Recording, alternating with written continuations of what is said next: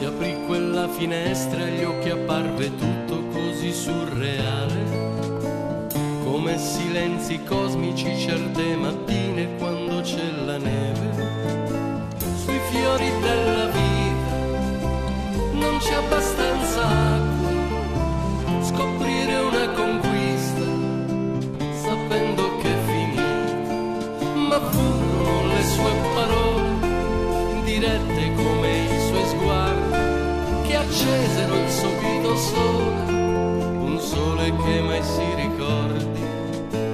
Con la gioia del dare non si ha mai alcun dubbio di poter ferire colui che ha troppo amato è colmo di sorrisi e cicatrici vere.